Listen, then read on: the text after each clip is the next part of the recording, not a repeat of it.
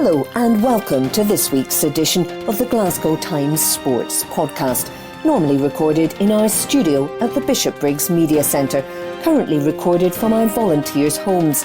To keep in touch with us, use our social media platforms, Facebook, Instagram and Twitter, which are all at Q and Review. That's CUEANDREVIEW. Or get in touch via information@qandreview.com. That's information@CUEANDREVIEW.com. Please like and share our podcasts and give us any constructive feedback. Evening Times Sport, August 30. Celtic new signing on his move to Dream Club. Report by Matthew Lindsay. It was little wonder that Said Haksabanovic described Celtic as his dream club when he was paraded at Parkhead yesterday. The Montenegrin winger has some fantasy football fixtures to look forward to, not least against holders Real Madrid in the Champions League group stages in the coming months. Playing in attack for Ange Postecoglou's ultra-offensive team, who scored 9 goals in a mauling of Dundee United in a cinch Premiership match at Tannadice on Sunday, is also an exhilarating prospect for the skillful winger. Yet Haxa has revealed that one of the reasons he was so keen to join the Scottish champions was to bring an end to the nightmares his family were experiencing after his move to Rubin Kazan in Russia last year turned awry. The invasion of Ukraine back in February caused great concern among his nearest and dearest back in his native Sweden, and they were relieved when he was allowed to return to his homeland to play for Djurgårdens on loan.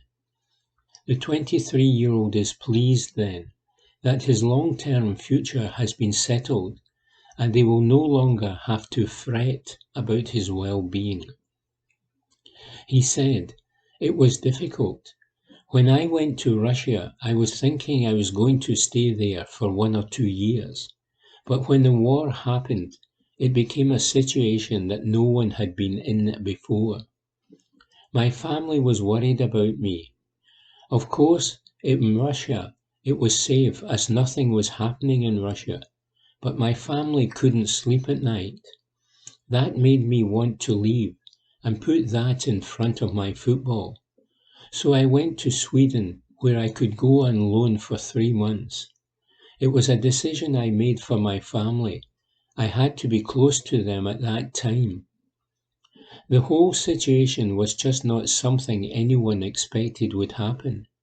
There were 6 or 7 of us foreign players who left the club, so it was a hard time for us and also the team because they went down because of it. Rubin Kazan have always been good, and they were honest enough to say they didn't want to stop our careers. They wanted our careers to keep going, so that wasn't a problem. Of course I was worried, because you never know what is going to happen. What if I had to go back and my family would be worried again? But I tried to stay positive. My family are happy. They are most happy for me and that I have the chance to play for a great club like Celtic. Haxa, who could make his debut in the Premier Sports Cup match against Ross County in Dingwall tomorrow night, is now looking ahead, and he admitted that he is excited about what the future holds. He watched Celtic's record-breaking triumph over United at the weekend. It was the biggest away win in the Premiership era, and believes he will have no difficulty slotting into Postecoglou's starting lineup. He said, "It's the way I want to play. They looked very sharp, and I know it's going to be hard to take a place in the team, but that's only good for me. When I saw them play, I thought, I want to be there. I want to make something happen." I have never been in a team that always attack and always have the ball. Hopefully it brings out the best in me. I had seen games before I came here and I thought, I want to play that way. I am just going to be a hard-working player. I am going to do everything I can for the team. I think I am going to be making the fans stand up sometimes with some good dribbling, some good actions, and hopefully some points as well. Haksabanovic was courted by some major English clubs after making his debut for Halmstad, aged just 15, back in 2015. He had trials with Aston Villa, Chelsea, Liverpool, Manchester City and Manchester United, and ended up signing for West Ham. However, he failed to make a single first-team appearance in London after Slaven Bilic, the manager who signed him, was sacked. He has since featured for Malaga, Norrköping, Rubin Kazan and Djurgårdens. The white man, who has put pen to paper on a 5-year contract, believes all of those experiences have made him a stronger person, as well as a better player, and will stand him in good stead at Celtic. He said, I moved out when I was 18. I left my family and friends. Since then, I have been away from home. I was in Russia when the war started. It was not easy. When I was in Malaga, I never played, and the coach never spoke to me. That was hard as well. When I was in Sweden this summer, I was training by myself. When I was training by myself, I was doing some running, some gym work. I was trying to do the best I could when I was on my own. But now I am with the squad. All that made me who I am. I feel older than 23 in my head. Haksabanovic encountered a few familiar faces on his first day of training at Celtic. Goalkeeper Joe Hart, centre-half Karl Starfelt, and striker Albion Ajeti, and anticipates that he will be able to settle into his new surroundings quickly. He said, I played a season with Joe at West Ham. I was on loan when Albion was there, but I met him. I also know Karol from Russia. Karol was in touch when he heard the rumours about me joining. I didn't want to tell him too much, as I wanted it to be low-key. But he told me the club is incredible to play for, living here in Glasgow, and the way people treat you. It's easier when you have people you know. I talk to everyone. I've been around, so I've learned a lot. I'm a pretty chilled out guy though, and I don't find it hard to make new friends. Report by Matthew Lindsay. Evening Times Sport, August 30. Jack Ross sacked by Dundee United. Report by Aidan Smith. Jack Ross has been sacked by Dundee United after a string of poor results. His departure comes after the Tannadice club were beaten 9-0 by Celtic in the Scottish Premiership at the weekend. Ross was in charge for just 10 weeks, and United are now searching for their 5th manager in 3 years. A Tannadice club statement read, Dundee United can confirm head coach Jack Ross has been relieved of his duties with immediate effect.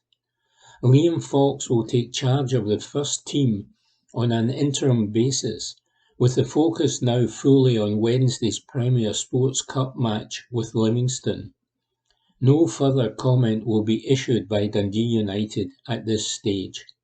Report by Aidan Smith. Evening Times Sport, August 30. Nikola Katic transfer latest as Rangers defender could be set to move. Report by Mark Walker. Rangers outcast Nikola Katic could be handed a Champions League lifeline for his career by lining up against Lionel Messi and Neymar with Israeli side Maccabi Haifa poised to swoop. The Croatian defender is frozen out at Ibrox after returning from a loan spell at Hajduk Split last season, and is expected to leave before the end of the transfer window this week.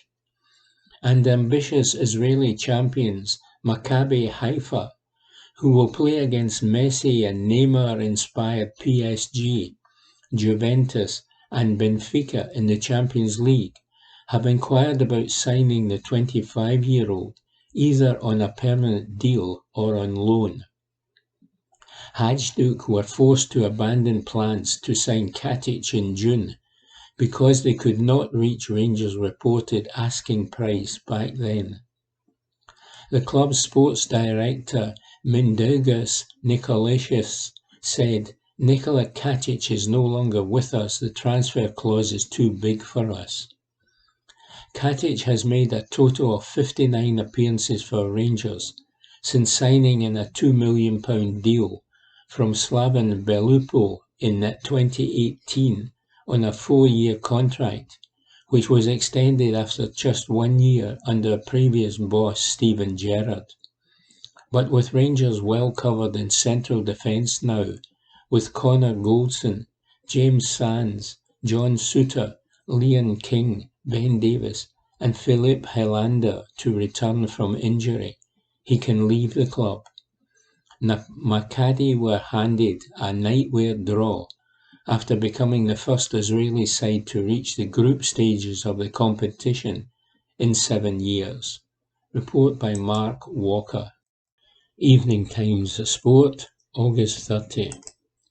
Postecoglou sends message to his players. Report by Matthew Lindsay.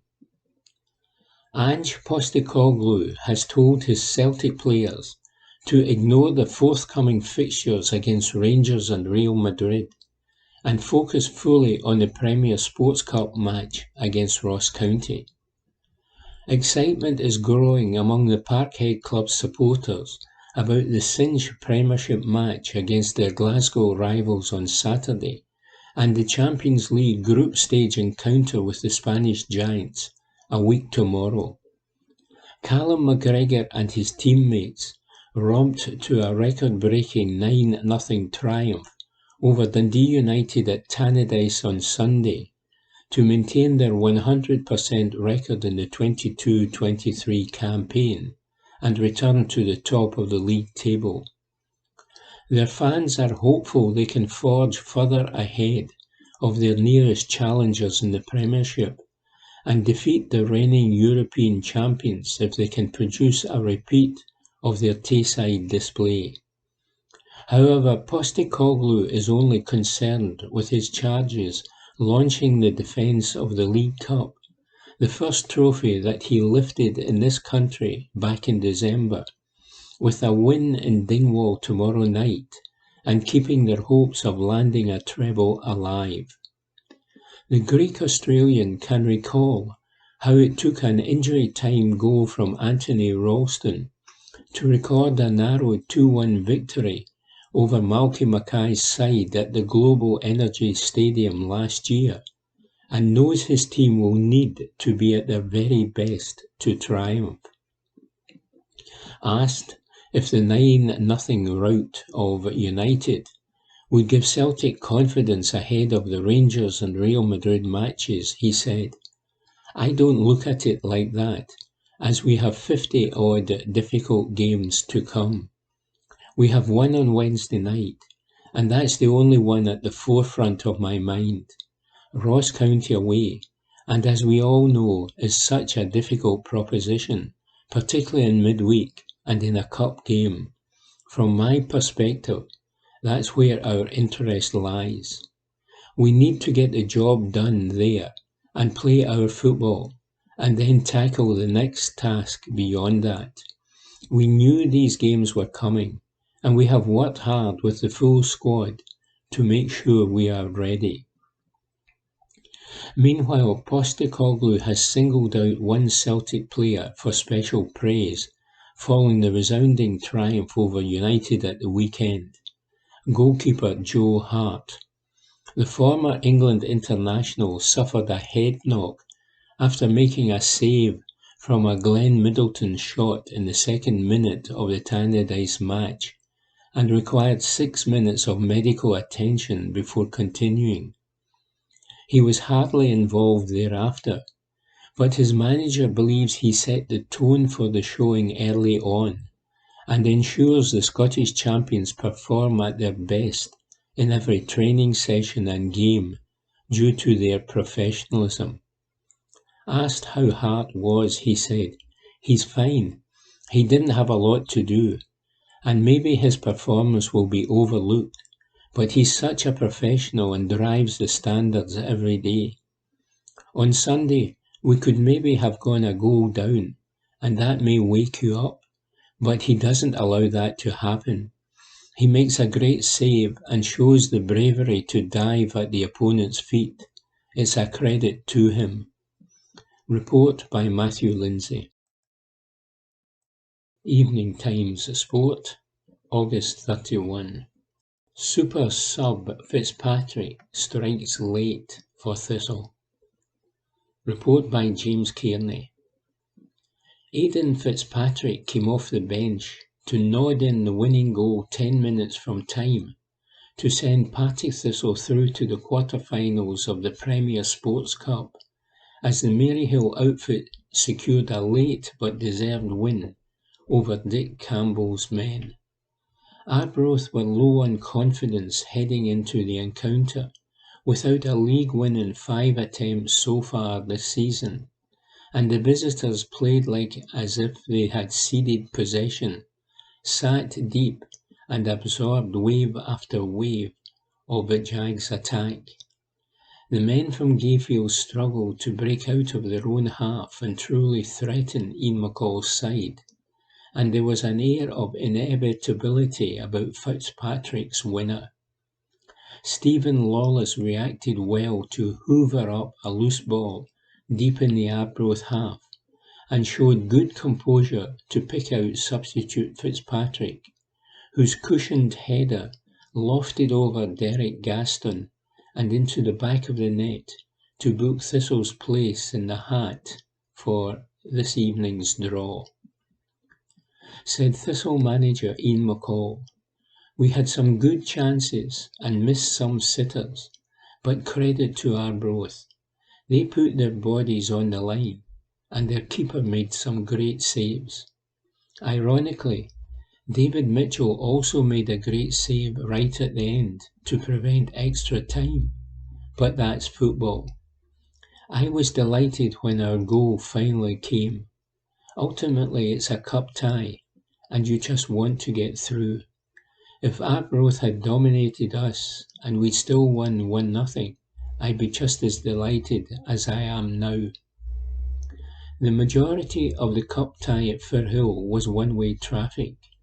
Anton Dowd found himself presented with a few decent opportunities, but failed to make the most of them, and Scott Tiffany fluffed the occasional half-chance, as Thistle attempted to make their supremacy count. Fitzpatrick's late intervention drew a sigh of relief from the home crowd, but there was still one hairy moment when Harry Millen's goal-line clearance denied a certain equaliser after the away side had struck the woodwork moments earlier. Arbroath manager Dick Campbell, ahead of the reunion between the two sides in the league this weekend, said, "I have no complaints, as Partick were by far the better side. Never in your life would you believe the side I put out had 6 or 7 players missing. We didn't create anything until the last few minutes, but I have no complaints. Partick are on a high just now, but the good thing is we get the chance to play them again, and we will get that chance on Saturday. Hopefully we will bring a few players in before that, and have a few of the injured boys back." Report by James Kearney. Evening Times Sport, August 31. Nick Rogers says, "Rory McIlroy turns up tensions ahead of Wentworth showpiece. Your correspondent is just back from a week of pottering around in the Dordogne. Bergerac? Asked the sports editor. No, they just had dubbed reruns of Dempsey and Makepeace, came the response of utter nincompoopery. Cycling through the quiet countryside of the Nouvelle Aquitaine, with a baguette under my oxter, and the wind in my croque-monsieur, I felt as alluringly French as a gently smouldering Gauloise cigarette abandoned next to a rumpled bed. The crushing reality, of course, was that I looked more like Officer Crabtree from Allo Allo as I shuggled, pluttered and bumbled about with comical incompetence. Oh well, it's nice to get away now and again. It's back to normality now though, and there doesn't seem to be much sign of an entente cordiale in the upper echelon of men's professional golf. Rory McIlroy's thrilling victory in the Tour Championship on Sunday night was an absorbing end to the campaign in the United States, but golf's season of discontent will rumble on.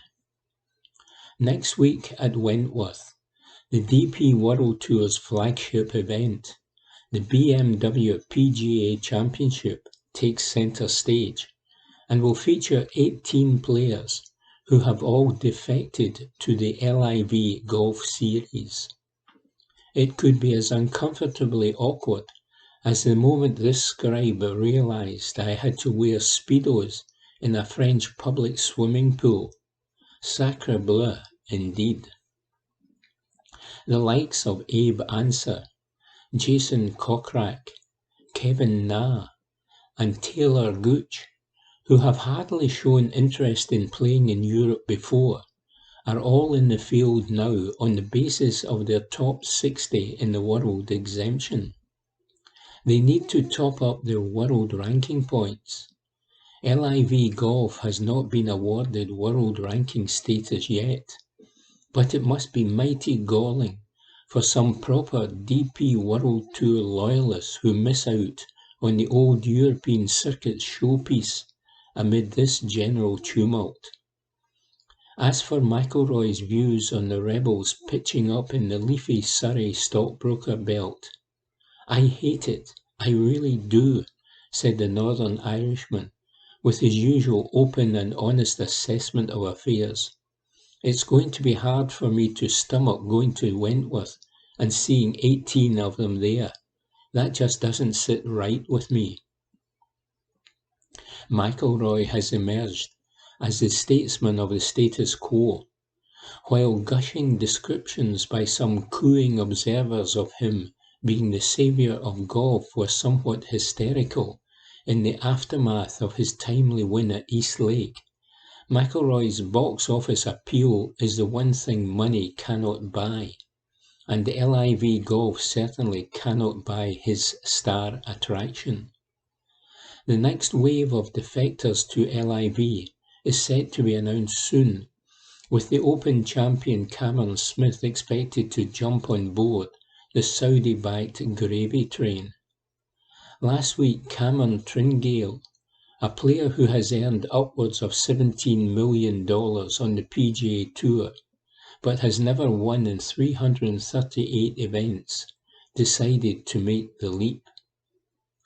After much reflection, prayer and conversations with trusted advisors, I have made the decision not to renew my tour membership for next year and join LIV Golf, wrote the deeply religious Tringale in a lengthy epistle of justification. The Lord, it seems, will provide, or at least the Saudi Public Investment Fund will. These are fascinating times. While Lee Westwood and Eddie Pepperell were embroiling themselves in some tetchy parrying and jousting on social media, Pepperell told the LIV rebel Westwood to take your cake and enjoy it in the corner. The PGA Tour top brass were unveiling a vast array of money-sodden, golden handcuff-style initiatives designed to keep the best players tied to the circuit and ensure the elite will play the elite on a more regular basis in a series of elevated events. A few withering responses followed, with Westwood claiming the changes were nothing more than a replica of the LIV golf formula. It's just a copy of what LIV is doing. There are a lot of hypocrites out there, he said in an interview with Golf Digest magazine. Any chance of some kind of compromise between the warring factions is about as likely as getting your bin emptied. Are these changes by the PGA Tour too little, too late? Well, they have certainly been wounded by a series of high-profile resignations and possibly underestimated the LIV golf threat, but it could be enough to lock the door before a few more horses bolt. Cameron Young, the rising star who was second in the Open, had been expected to jump ship, for instance, but the various carrots now being dangled by the PGA Tour have apparently convinced him to stay put. Those aforementioned elevated tour events will be worth £20 million. A LIV event is £25 million, or dollars I should say, but it comes with a hefty price of reputational damage and the general scrutiny and condemnation that greets just about every defector. Now that the PGA Tour prize funds are kicking the backside of the LIV pots, those swithering may just decide it ain't worth the hassle. The fractured, disjointed scene at the top of a sport, blinded by money, remains a rather unedifying spectacle. The players on either side of this divide are getting richer and richer, but the game is poorer for all the squabbling and self-severing haverings. In this ongoing battle of attrition, it will be a while before a winner emerges, says Nick Roger. Evening Times Sport, August 31. Postecoglou reflects on League Cup spark that lit a fire at Celtic. Report by Graham McGarry. The League Cup may not traditionally be the most important of the three domestic trophies on offer in Scotland, but try telling that to Ange Postecoglou. For the Celtic manager, winning the tournament last season was the first sign to both the fans, and perhaps more importantly his players, that his attacking brand of football could translate into cold, hard silverware. It also gave him credibility within the Celtic boardroom, who saw right there and then that their manager was attempting to light a fire under this club, and that moment very well could be the spark to ignite it. From there, they backed him without question in the January transfer window. Without that triumph over Hibs at Hampden, there might not have been Rio Hatate, Dazen Maeda or Matt O'Reilly. There might not even have been a league title to celebrate come May. The League Cup win, in Postecoglou's view, was the catalyst for everything that has followed, and hopefully will follow from here in Celtic's future under his stewardship. Not so much a Mickey Mouse tournament then, but the launching ground for a fairy tale period at Celtic that Disney themselves might struggle to conceive. Said Postecoglou, it was really important to get that success so early on. I think the fans were really supportive from day one and bought into what we were trying to do at the club. They have given us tremendous support, but in terms of the players, it always helps to be able to show them that what we are doing can translate to success. It put a real belief into the group, about the direction we were heading in. We had found our way a couple of months in after a bit of a rocky start to the season, but for me, if we were going to achieve what we wanted to last year, and obviously the league was our big priority, we had to accelerate our development. The best way to do that was to get people to have real belief, and winning a trophy in the first few months, people were well aware we were very much still at the beginning, building a team and playing our football. But the fact we could have success so quickly just accelerated a lot of things. It accelerated a lot of belief in what we were doing, the course we were on, the football we were playing, and the players we had brought in. It gave other people belief in me too, and what I was trying to do, and I think that helped move things on a lot quicker. At that time, we were shaping what January was going to look like in terms of transfer business, and having won that, we were able to put some strong plans in place. We could look at guys like Hatate, Maida, Ediguchi and O'Reilly, because I think there was belief that we had started something here. So let's really support it, because we've seen some of the fruits that have come our way. It's the nature of the club that we can't stand still. I knew that I wouldn't be afforded a year or two to bring success to this club. I felt there was an urgent need to do that last year. We had our year without winning anything the season before I came, but it doesn't mean that because you have had some success, you can rest on that. We want to win every competition we are in, and we showed everyone with that League Cup win that we could bring that success to the club. Celtic kick off their defence of that trophy in Dingwall tonight against Ross County, and it is just as important to Postecoglou this time around that his players make a return to Hampden to tuck it safely back into the cabinet and again set the tone for their season. In that context, the match against County tonight holds just as much significance to the Celtic manager as the two that follow against Rangers this Saturday, then the might of Real Madrid next week. He said, absolutely, absolutely. That was our message to the players at the weekend. The most important game is the next one. You don't want to be thinking about games that are 2 or 3 ahead and going into a game without the best intentions of playing good football, going into it and getting a good result. The most important game for us is this one. We want to perform at a good level and make sure that we get the job done against a difficult opponent. That will then give us the impetus to look at the next challenge, whatever that may be. In this case, it's against Rangers. But if we look beyond Ross County and dismiss that game, then we haven't had the ideal preparation to meet the challenges ahead.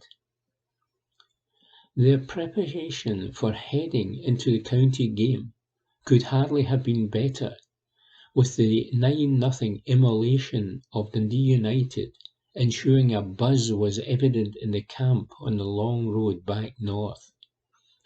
While Postecoglou says he will rotate his squad with the challenges ahead in mind, he wants to see the same intensity from whoever he puts out into the field as he did at Tannadice, challenging them to grasp their opportunity to impress.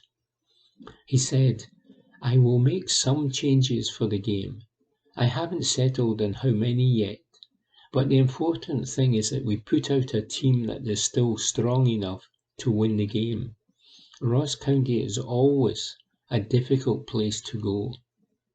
That being said, we won't get back until the early hours of the next morning, and we have to factor in what is ahead at the weekend and beyond.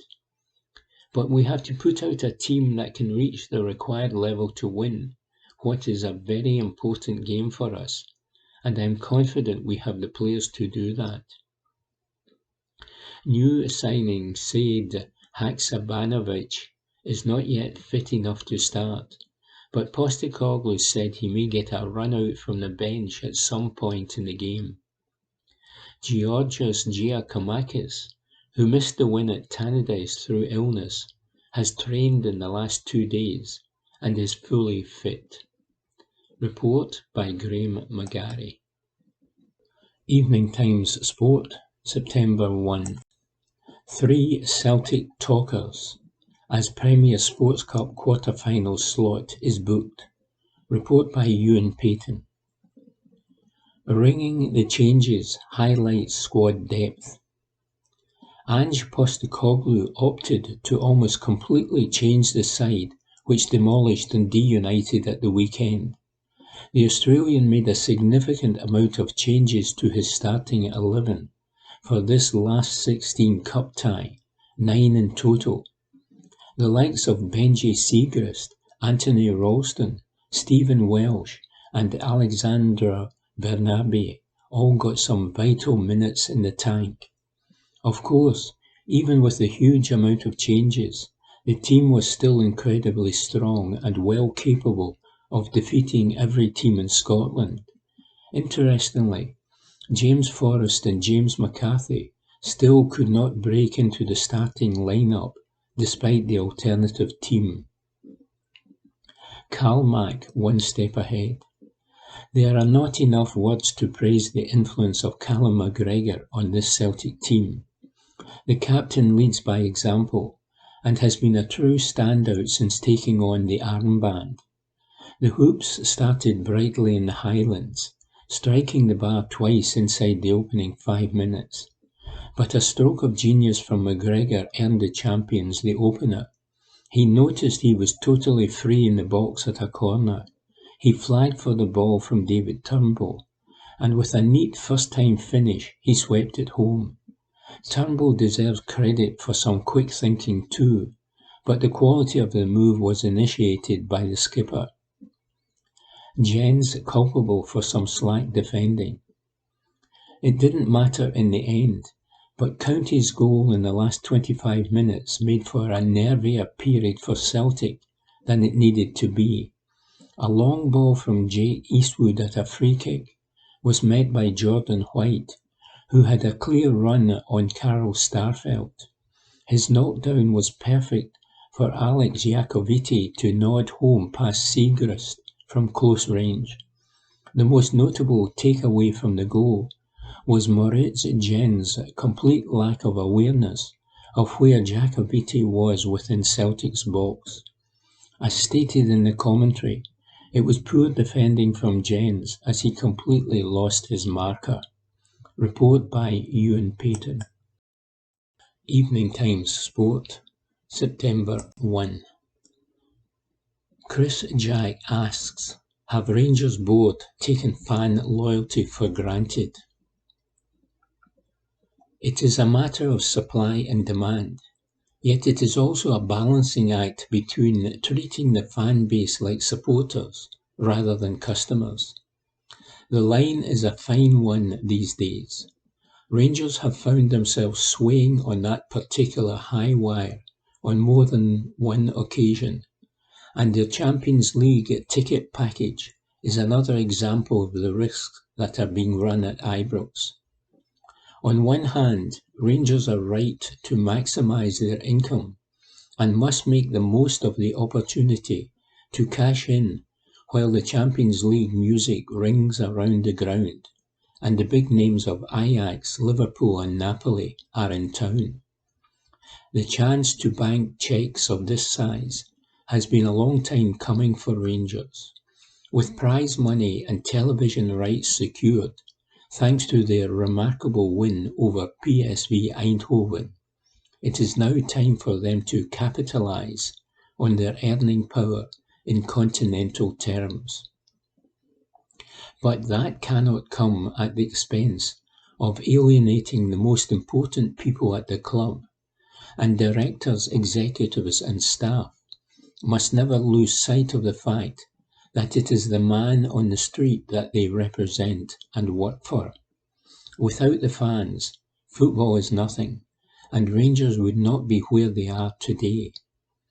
Some supporters may be placated by the sound bites and cliches, but the more discerning and switched on will be asking questions about a pricing plan that has set a minimum spend of £150 for a 3 Group A briefs for seats in the Broomloan and Copeland and sections of the main stand. Other areas will cost £165 and £174 respectively, while thousands of punters have been asked to stump up £180 to take the seats and see Van Bronckhorst's side in action. It all adds up to several £1,000,000 worth of ticket income going straight into the coffers this season. When hospitality packages are added into the calculation, it is clear to see why qualification for the group stages is so lucrative, why it is a game changer off the park. In purely financial terms, it is transformative for Rangers, and it is the latest step in bolstering the balance sheet. After years of outside investment, Rangers continue to move towards self-sustainability, a position where they can spend what they earn and supplement their reserves with sporting achievement and a business model in the transfer market. It is understandable that Rangers wish to build on their financial successes and keep the momentum rolling. There comes a point, though, when giving a little back is the right thing to do after taking and taking for so long. If £50 per game had been the ceiling, it could have been grudgingly accepted. As a cheapest ticket, it is just too expensive, and that is before families have to consider the cost of around £90 for juvenile packages. There is no option to spread the outlay and split payments. At a time when wages are being stretched and budgets are being squeezed, Rangers could be accused of being tone deaf. Given the way in which fans cherish and back their club, tens of thousands will find ways to make it work. Savings will be made elsewhere, and punters will do all they can to meet the increasing and continued burden of following their team. Taking a few quid off the price of each ticket would have cost Rangers money, but it could make more of a difference in the pockets of each supporter, and it would have shown an understanding and appreciation beyond the usual statement platitudes. It is, after all, just a couple of years since season tickets were bought in good faith, but with no return, and Rangers are not exactly slow in coming forward to ask for buy-ins for Edmiston House and Champions Wall packages, as well as a myriad of other schemes and products that have overinflated price tags as a result of a crest on them. The argument is that fans don't need to buy them if they don't want to, and for many that is true and fair. When it comes to tickets, the situation is different, and Rangers could have taken a hit for the sake of those who sacrifice so much to support their club. When the pricing structure was released on Monday, the reaction from supporters told its own story. There was a sense of disgruntlement, perhaps anger, but a widespread admission that they would stump up the cash and hand over their hard-earned once again. A glance across the city, where Celtic supporters will pay a flat rate of £129 to watch Real Madrid, RB Leipzig and Shakhtar Donetsk in action, has fed into the feeling that Rangers have got it wrong. Unfortunately for the Ibrox board, it is not the first time. These are exciting times to be a Rangers supporter, but goodwill towards those that call the shots and run the club is in short supply. It is one thing supporting the team, yet quite another having full faith in the regime. Last season was permeated with communications, catastrophes and shambolic strategies, and the decision to push the limits with the Champions League briefs seems another short-sighted move from those who really should know better from the past as Rangers continue to build for the future. Concerns over the level of customer service are commonplace. Many view the ticket operation as not fit for purpose, while the My Jers scheme continues to attract criticism as nothing more than a cash grab that plays on a sense of loyalty. The retail offering is not befitting the club or serving the support. Castor may say that better never stops, but has yet to start in many senses.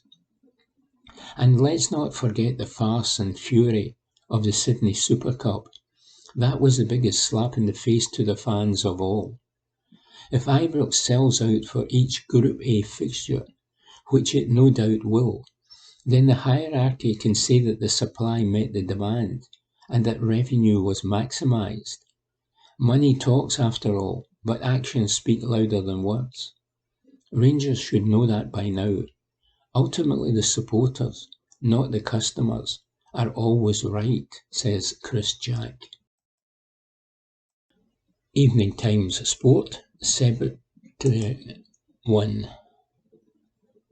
Postecoglou assesses Celtic's shape. Report by Matthew Lindsay.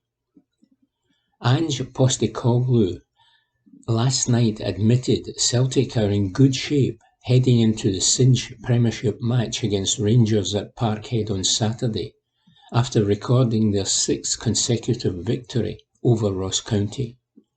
Postecoglou made no fewer than 9 changes to his side for the Premier Sports Cup match against County and Dingwall, and his team still eased to a comfortable 4-1 triumph.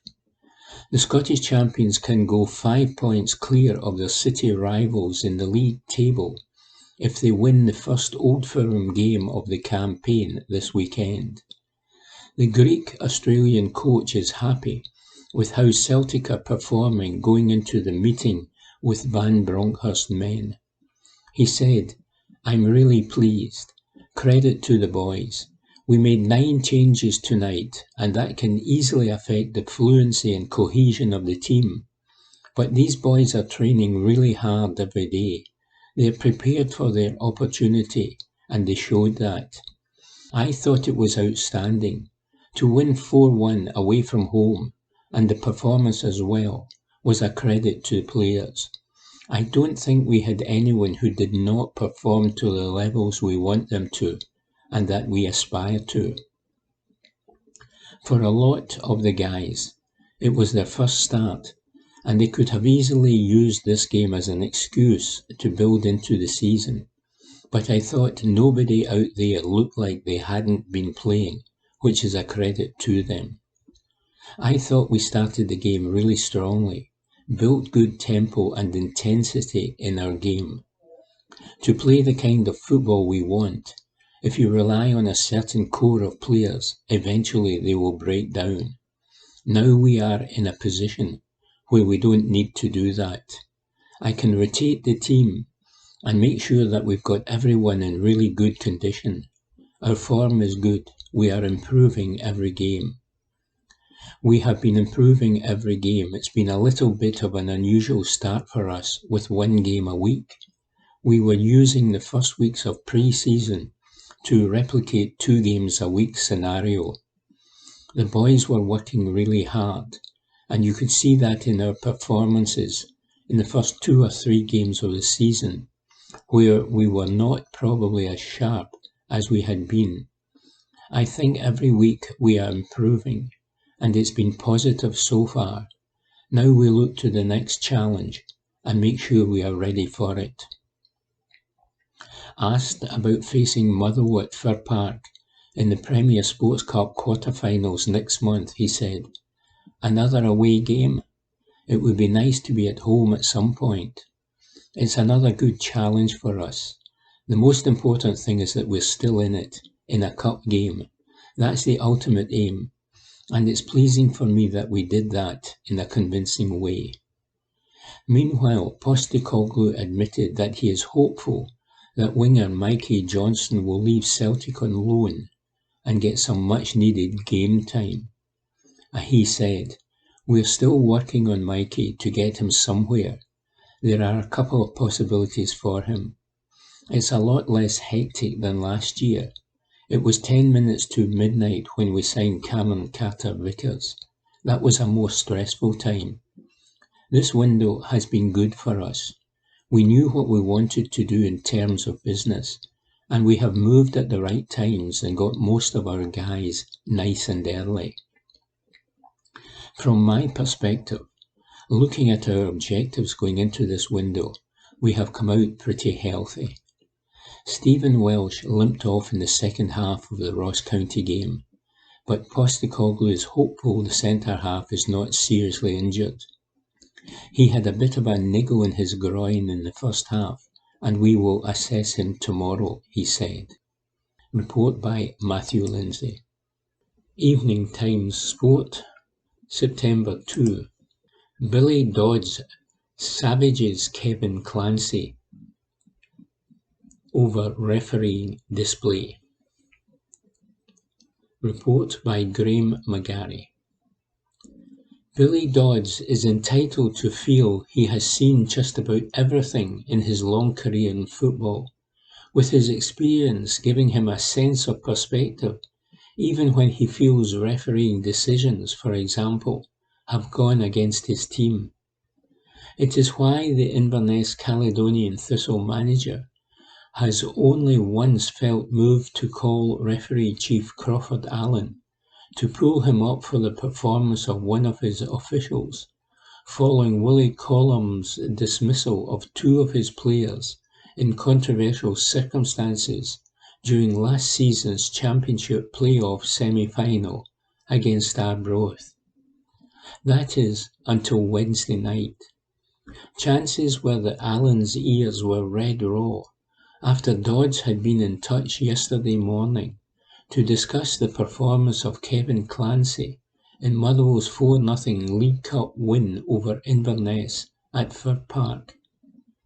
Dodds, to be clear, had no argument to offer on who deserved to win the tie, but he was perplexed by a number of calls made by the official on the night, not least his award of 2 penalties to the home side.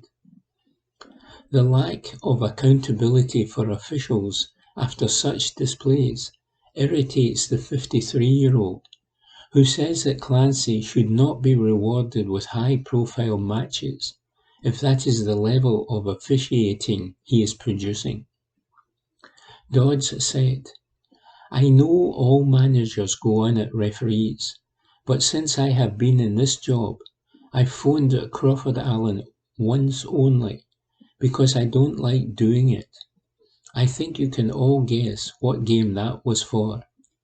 I've got to phone him now. I've seen Kevin Clancy refereeing Old Firm games. If your players don't perform, they don't deserve to be in the team. From the first free kick of the game to the penalties, and some of the decisions he gave, there was one where the boy scoops it. Ewan Anderson told him it was a handball, and he ignored it. I can't look at that and say, well, I'll stay calm, and there's no problem. I'm taking nothing away from Motherwell because they were good. Once they got their goals, they were full of confidence, with good movement and good passing. They deserved to win the tie, but I think the referee gave them a helping hand. There's a lot of them that phone Crawford all the time, and I don't, because it's a hard job, and I appreciate that. But sometimes you have to, because you feel it's not been fair on you. I said that to Ewan Anderson at the side, and he's saying he understands. I don't usually crack with them, But I can't watch that and not say anything or react to some of the things that were happening. It sounds crazy, because we've been beaten 4-0, and it sounds like it's sour grapes, but it's not, because I don't usually do it. I think I had a right to phone the last time, and I think I've got the right to phone this time. If you stand back and say it's another refereeing performance and just get on with it, I'm not so sure. Motherwell played well, but they don't need that. Dodds didn't bother to go into the referee's room to speak to Clancy after the match, as he was resigned to his protestations being dismissed out of hand. He said, "I'll tell the referee what I think man to man, and I've hardly been in to see any of them. I've been in to see 2 referees since I've been here, and I don't shout at them. This time I'm watching it and saying, I can't believe what you're thinking, but you get a nay bother, and they just walk past you." Report by Graham McGarry. Evening Times Sport, September 2. Oliver Abildgaard's Celtic transfer oddity explained. Report by Sean Martin. The official Celtic announcement confirmed that Oliver Abildgaard was joining the club on a season-long deal. The omission of the word loan caused some consternation. Let's take a closer look. Russia and FIFA. The ongoing invasion of Ukraine has affected Russia's football clubs in myriad ways, financial and otherwise. Celtic have already exploited this by sealing Shade Haksabanovic on a cut-price deal from Rubin Kazan last week. It appears they have returned to the same club for Abildgaard, but in a different manner. Foreign players registered to Russian or Ukrainian sides have been granted special dispensation by FIFA to freeze their deals for this season and thus sign for clubs abroad. FIFA calls this their temporary employment rules. So the Dane is essentially a loanee. He will return to his Rubin Kazan contract after this season, depending on the war situation. But it is without the parent club's ability to recall him or demand other sweeteners. Can Celtic buy him? The short answer is yes, but it seems not right now. With the FIFA ruling, Celtic seem to have recruited him under. It's likely the club has negotiated a salary package of their own for Abildgaard's time in Glasgow. This will expire on June 30, 2023. It is still as yet unclear whether pre-arranged purchase options can be set up under the new FIFA edict. There is no mention of this in the official FIFA release. It is unlikely, therefore, that any movement on the permanent signature front will occur until much later, if not at the conclusion of his current deal at Parkhead. His contract with Rubin Kazan runs until 2024, so Abildgaard will have 1 season less on his deal when his campaign with Celtic is up, theoretically making him a less expensive option to recruit permanently if the Hoops do decide to pursue it. Report by Sean Martin. Evening Times Sport, September 2. Sholak set for Rangers boost ahead of Celtic test. Report by Mark Walker. Antonio Sholak has been handed a massive boost ahead of tomorrow's Old Firm showdown. He will be handed an international recall by Croatia when they name the squad on Monday. Rangers' 28-year-old striker has been in sensational form since his £1.8 million move from PAOK this summer and has scored 7 goals in 9 appearances. Those goals included a priceless winner in the Netherlands against PSV Eindhoven to send Rangers into the Champions League, and he also scored a vital strike against Union San-Gilloise at Ibrox. He has replaced Alfredo Morelos as Rangers' main striker and is a certainty to lead the line in the midday showdown at Parkhead tomorrow. He has been capped 3 times by Croatia against Turkey, Slovakia and Slovenia, but he's not been called up for a squad since July last year and has been out in the international cold for his country's last 10 matches. But his Ibrox form has impressed manager Zlatko Dalic, and he has already indicated to his homeland media that Šolak will be in his squad for Croatia's Nations League doubleheader against Denmark in Zagreb and Austria in Vienna when it is announced on Monday. He is likely to replace Osasuna's Ante Budimir, who has been dropped by the La Liga side, and is in line to win his 4th cap alongside countryman and Ibrox colleague Borna Barisic and Celtic defender Josip Juranovic. Report by Mark Walker.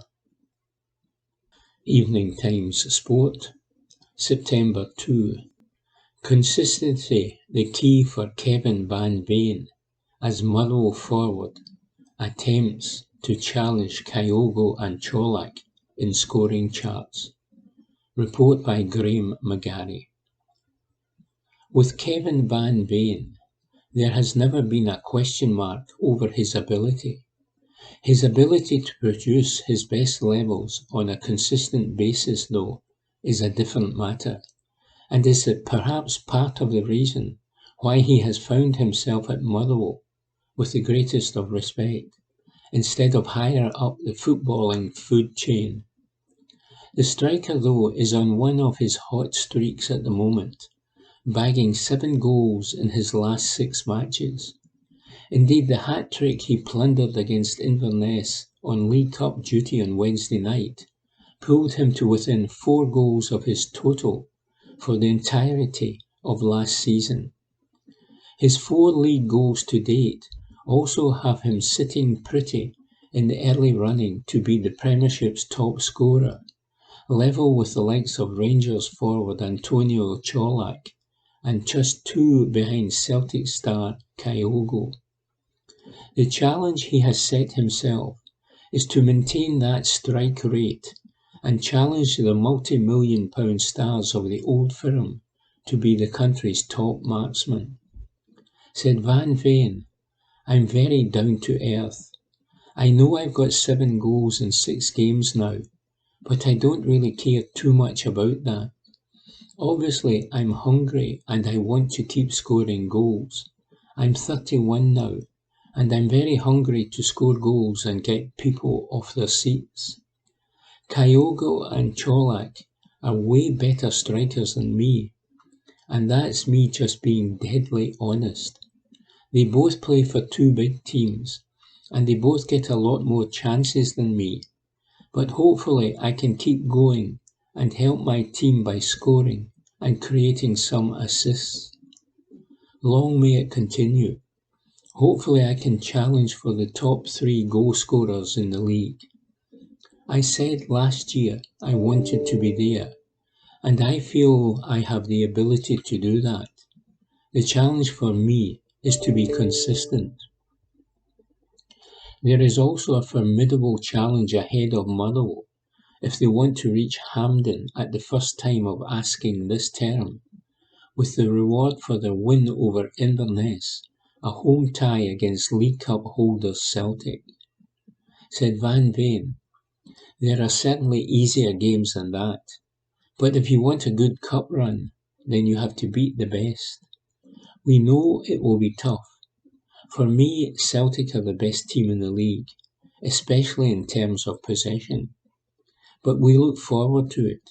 It's good to measure yourself against those types of teams. At least the game is at home for us. That makes a massive difference. Away from home it would be very hard. Everyone knows Celtic are rolling over the top teams just now, but we feel we've got a chance at home. Report by Graham McGarry. Evening Times Sport, September 2. Hibs boss Lee Johnson rushed to hospital. Report by Aidan Smith. Hibs boss Lee Johnson will miss this weekend's cinch Premiership game against Kilmarnock. Johnson fell ill prior to the clash at Easter Road and was immediately taken to hospital to have emergency gallbladder removal surgery. Recovering well, Johnson said, "I'd like to thank all the staff in Edinburgh Royal Infirmary, especially the Hibs fans that looked after me along the way. I'm hoping to make a swift recovery and be back in the dugout as quickly as possible. Having never missed a game previously in management, obviously I'm frustrated at not being able to be physically attending Easter Road tomorrow. However, I am 100% with every player, staff member and supporter in the spirit to fight for a very important 3 points. With Johnson unavailable, Jamie McAllister and Adam Owen will lead the team and will be supported by David Gray. Report by Aidan Smith. Evening Times Sport, September 2. Rangers star Lawrence set to miss Old Firm clash. Report by Aidan Smith. Tom Lawrence is a major injury doubt ahead of tomorrow's Old Firm derby between Celtic and Rangers. The former Derby County man picked up a knee injury last weekend as Rangers met Ross County and has not recovered fully. The Sun now say that the winger is set to miss tomorrow's trip to Celtic Park in the Scottish Premiership. Lawrence is enjoying life in Glasgow since making his move to Rangers and has already bagged 3 goals for his new team. The 28-year-old would be a big miss for the Light Blues and could face a few weeks in the stands due to the knock. Report by Aidan Smith. Evening Times Sport, September 5. Real Madrid are on another level to Rangers, but Celtic should dare to dream, says Matthew Lindsay. Real Madrid will be buoyant when they get their defence of the Champions League underway against Celtic at Parkhead tomorrow night. Carlo Ancelotti's men stretched their lead at the top of the La Liga table at the Bernabeu on Saturday, when they recorded a 2-1 triumph over second-place Real Betis, thanks to goals from Vinicius Jr. and Rodrigo.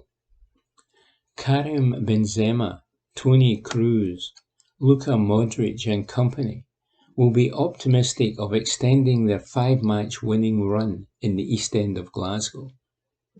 Celtic, though, are not exactly lacking in self-belief at the moment, following their 4-0 demolition of their city rivals and nearest challengers Rangers at the weekend. Ange Postecoglou's charges have now prevailed in all 7 of the games they have played in the 22-23 season, and are 5 points clear at the top of the cinch Premiership. They are in sensational form. The stage is set for an epic European encounter at Parkhead. So what did we learn about the Scottish champions during their emphatic Derby Day victory? And can they overcome the superstars of Spain? Bring on Real. Rangers were a shadow of the side that overcame Borussia Dortmund, Red Star Belgrade, Braga and RB Leipzig during their run to the Europa League final last season. Defensively, they were porous. In midfield, they were second best. And up front, they failed to trouble their hosts. Real will have one of the greatest managers of all time in the dugout tomorrow evening, and many of the finest footballers on the planet in the park. It will be a step up for Celtic and then some.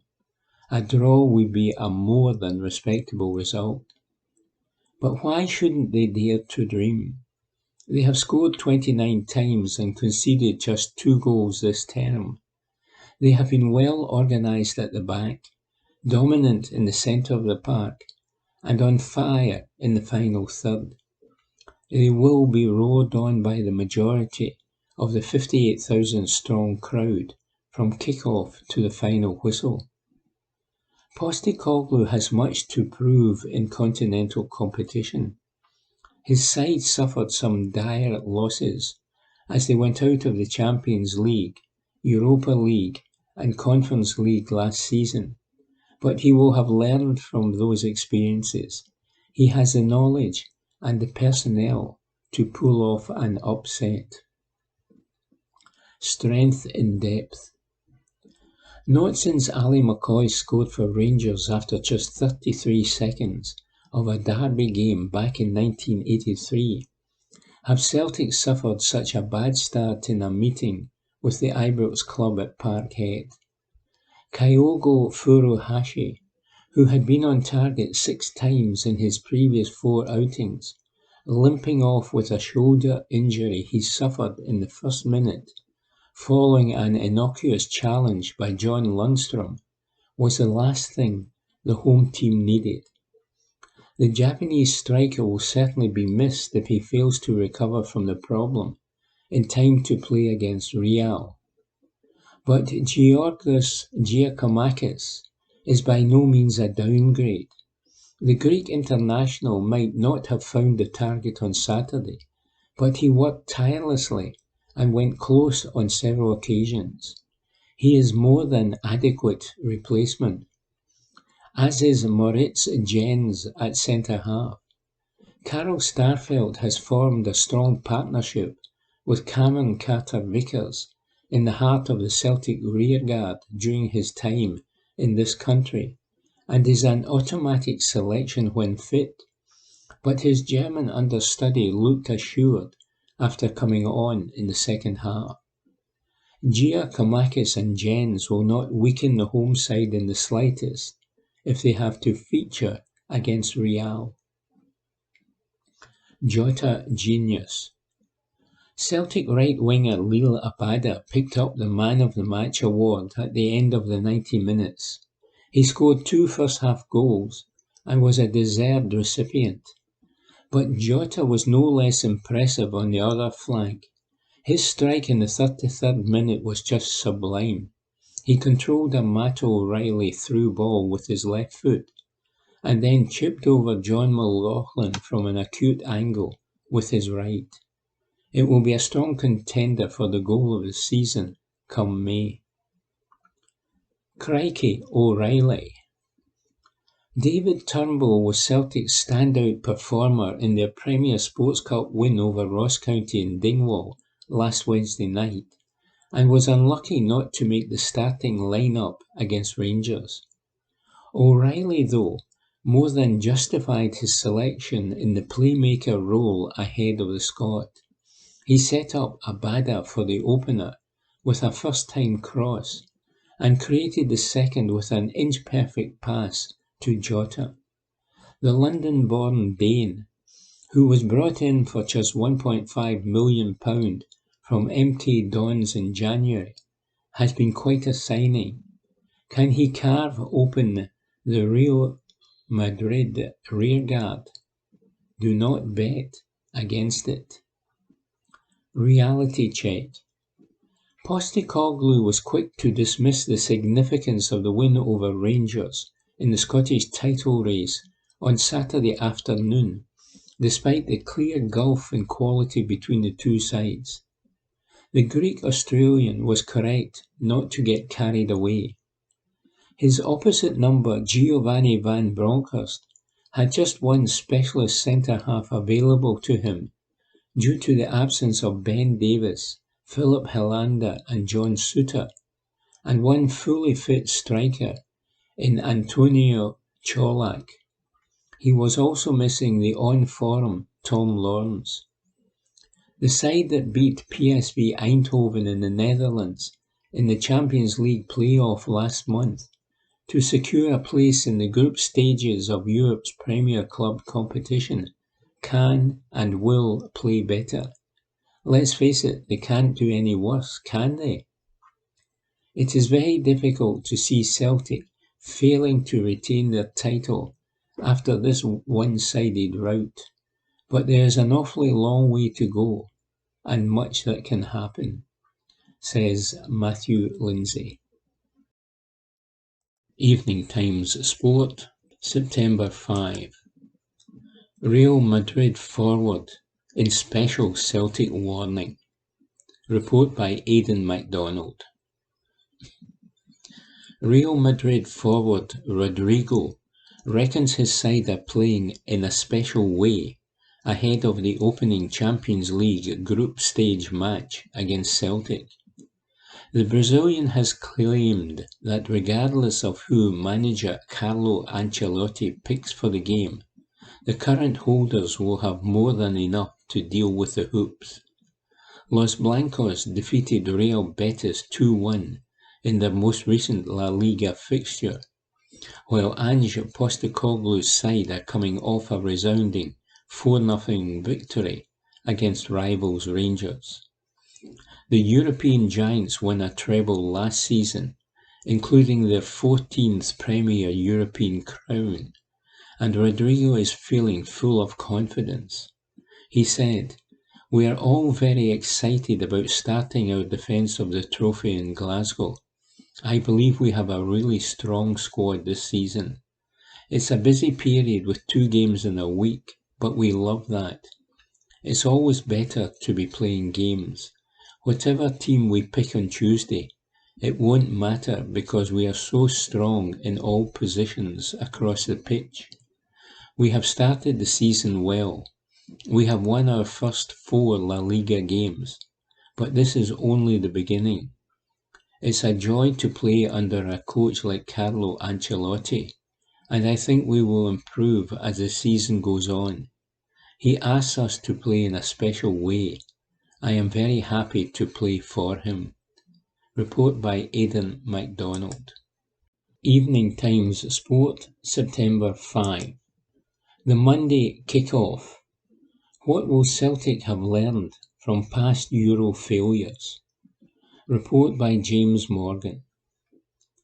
Celtic entered the Champions League group stage for the first time in 5 years this week, with a test of their European credentials on the line.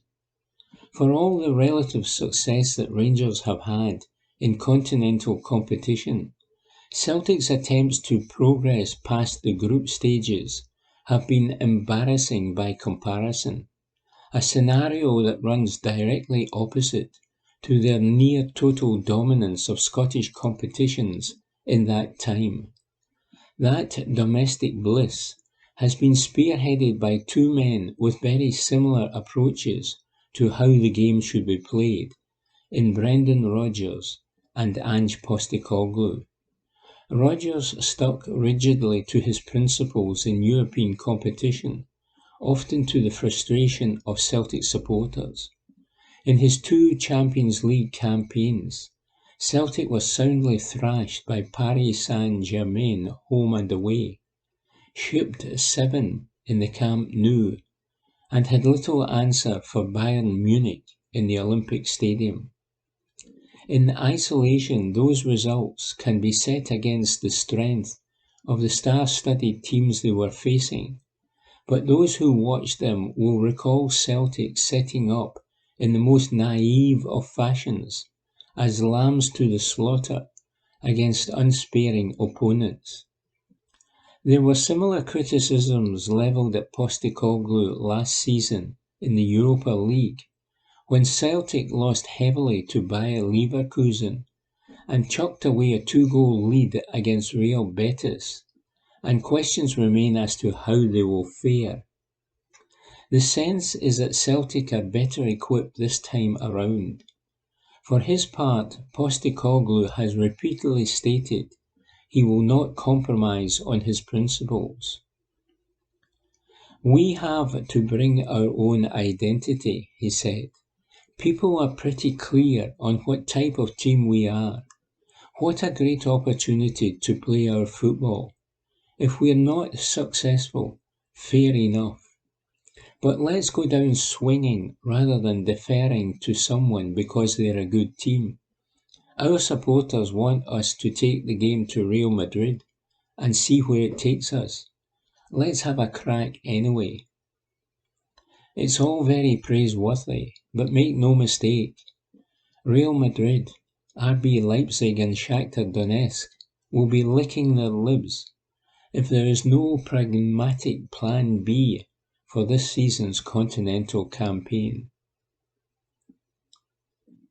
More misery for McKenna, with mistakes mounting. It has been a far from gentle introduction to the English Premier League for the Scotland centre-half Scott McKenna.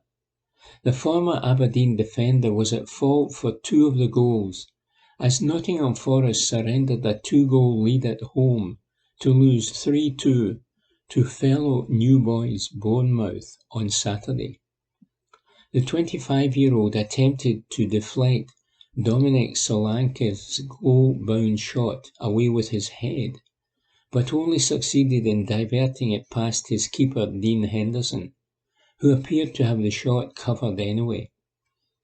Then he gifted possession to Solanke in the dying minutes of the match, and the Bournemouth attacker had the simple task of rolling the ball to Jadon Anthony, who duly fired home the winner. Those slips follow similar difficulties experienced by McKenna since the start of the season. He was lucky to stay on the pitch for a deliberate handball against West Ham, and blocked Henderson's line of vision for Tottenham's opener, and lost Harry Kane at the back post for Spurs' second in last weekend's 2-0 defeat at the City ground. With 5 other centre-halves waiting in the wings following Forest's lavish spending spree this summer, the Scot will be looking over his shoulder after his latest faux pas at the weekend. Time to show tactical fouls, the red card. There comes a point in football when suddenly certain laws of the game are no longer fit for purpose. I am thinking specifically here about what has become known as the tactical foul, so called because there is no attempt to injure an opponent, but merely to disrupt their momentum. Of course, nuance plays a part here. Take Saturday's trip by Connor Goldson on Dazen Maeda as the Celtic attacker galloped clear in the late stages of Saturday's demolition of Rangers. The rules say it was not a clear goal-scoring opportunity, but I would venture that interpretation is not borne out by how goals are often scored today. Celtic thrive on transitions.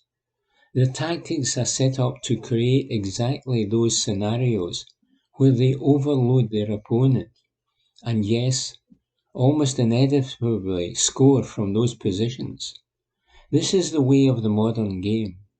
Liverpool's entire attacking system is built around transitions, and coaches attempting to stop them know all too well that taking someone down on the halfway line is a risk worth taking, because of an overloaded counter-attack is as much of a threat as 1 versus 1 against the keeper.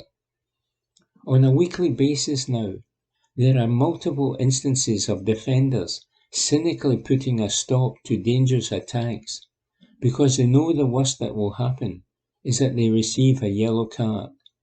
It's about time the rule was redrawn. LIV is the grift that keeps on giving. There was another drum roll last week for the new defectors to the LIV Golf Series as it rolled into Boston. An accompanying stomach-churning launch video showed the players and assorted glad-handers quaffing champagne and munching on hors d'oeuvres to promote the glamour of a competition that leaves one feeling a little queasier each time there's an announcement. Last month, of course, LIV rocked up in Bedminster, New Jersey for the third event of the season. In nearby Basking Ridge, there was outcry from families who lost 17 relatives in the World Trade Center attacks on September 11, 2001. Terry Strada, the chair of 9/11 Families United, lost her husband Tom that day. She explained to ABC News last week what it meant to her to see Saudi involvement in a LIV golf tournament on Basking Ridge's doorstep. We know that 15 of the 19 of the 9/11 hijackers were Saudi nationals, but now we know there was this anti-American, pro-jihadist program that was set up in the Saudi embassy, and it was running out of the consulate out in California, and it was filled with extremists, Strada said. They haven't done anything to make amends for the worst terrorist attack that ever happened on American soil. They put a lot of money into our economy for all the same reasons. They just tried to buy respect. And you cannot buy respect. You have to earn it. Cause for alarm at Edinburgh. My late father used to claim that he was among a group of Glentoran supporters who invaded the pitch during a match against Belfast Celtic in the 1960s, with the latter side leading 3-0 at the time. The match was subsequently abandoned, but the result stood. This possibly apocryphal story returned to me after reading of events at the DAM Health Stadium on Friday night, when Edinburgh was spared an embarrassing pre-season defeat at the hands of part-timers London Scottish due to a spectator accidentally setting off a fire alarm. Mike Blair, the Edinburgh head coach, sought to paper over the cracks by saying that his side had a line out 10 yards from the Scottish try line when a halt was called, and that his team were in a position to win with 6 minutes remaining. An assessment which did not really stand up to scrutiny, since Edinburgh trailed by 8 points at the time. 5. The length of time in seconds it took Lille Abada to score Celtic's first goal at Parkhead on Saturday, from the point when Jota took the throw-in to Matt O'Reilly and the midfielder crossed for the Israeli to finish. Report by James Morgan. And that was this week's Glasgow Times Sport podcast, normally recorded in our studio at the Bishopbriggs Media Centre, currently recorded from our volunteers' homes with the publisher's kind permission. Thanks for listening.